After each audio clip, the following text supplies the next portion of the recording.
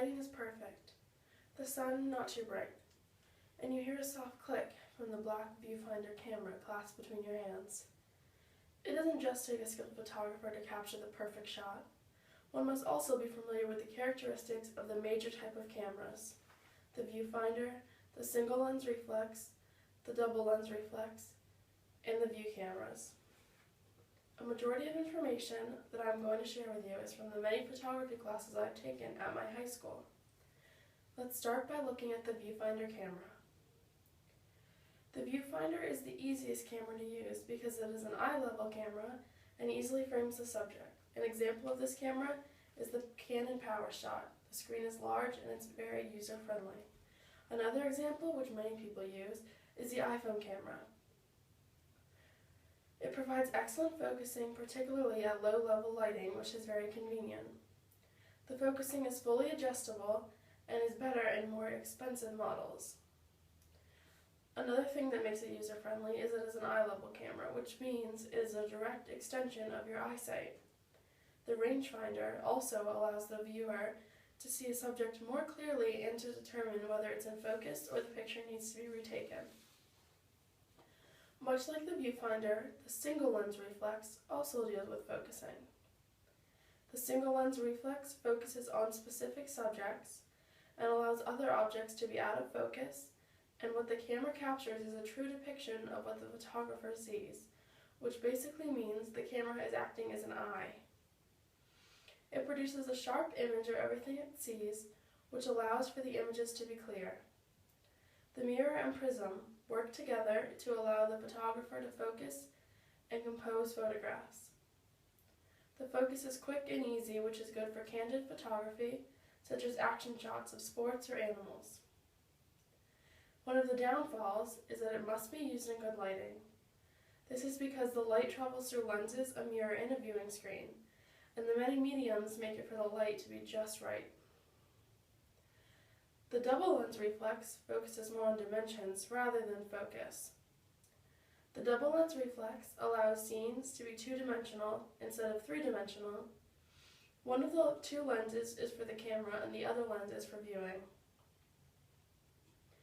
The image is projected on a flat surface rather than eye level. The mirror is fixed and one lens is for the camera and the other lens is for viewing. When one lens is focused, the other one is as well, which makes for an accurate picture every time. It also creates an accurate composition of subjects because the photographer looks into the camera from the top instead of the side like normal cameras.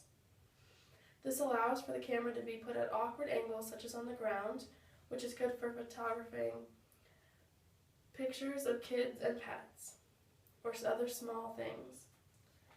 Lastly, the view camera are the oldest and simplest types of cameras.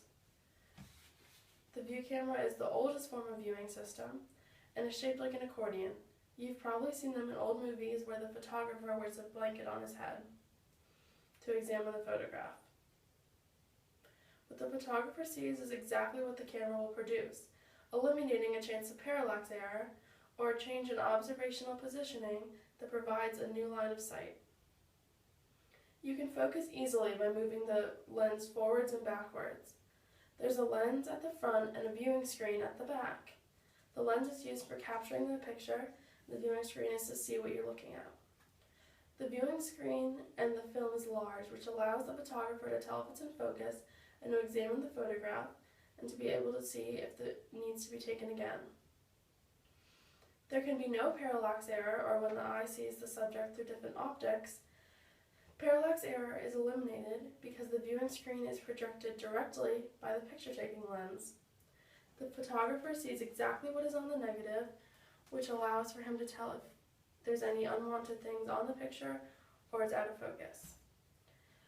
One of the downfalls about this camera is it is large and bulky and is very noisy when it is used. This is why one of the reasons it is not very popular anymore. In conclusion, cameras are more than what they seem. Different cameras do different things and have different characteristics. It's very important to find the right type of camera for the subject and/or situation that you are photographing. The four major types of cameras: viewfinder, single lens reflex, twin lens reflex, and view cameras all have unique qualities that create unique images. Not only do cameras create memories, they also help you view life from a different perspective. Thank you.